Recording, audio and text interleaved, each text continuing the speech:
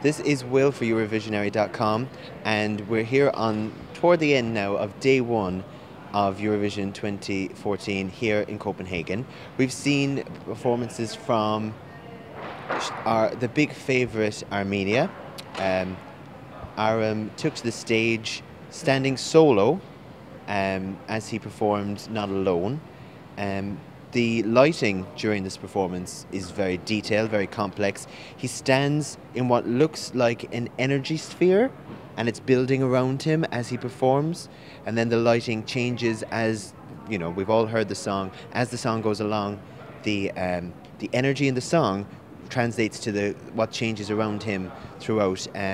So technically, it was the first performance we had seen, so it was certainly one that we won't be forgetting in a hurry, just in the sense that he's just there alone, but the irony being that the song is not alone anyway. Second up was Latvia and Cake to Bake. I had the great pleasure of speaking with the Latvian act earlier, and that we had a great chat. The song Cake to Bake, we know it already, don't we? Good fun, great entertainment, and it's kooky, it's clever, it's fun, and they're such a great team.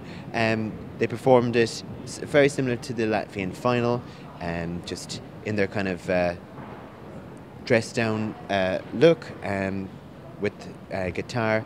But all in all, a really good, fun performance from them. And our third performance this afternoon was Estonia.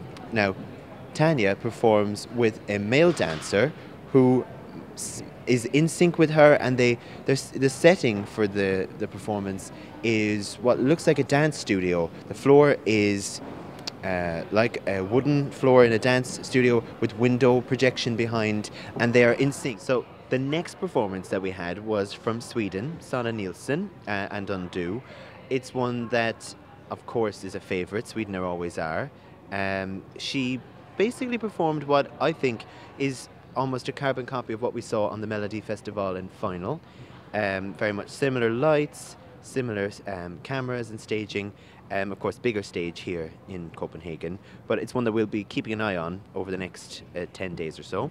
After Sweden, we had the Icelandic entry, Pilla Punk and No Prejudice. The most colourful guys of the day, it has to be said. Great fun.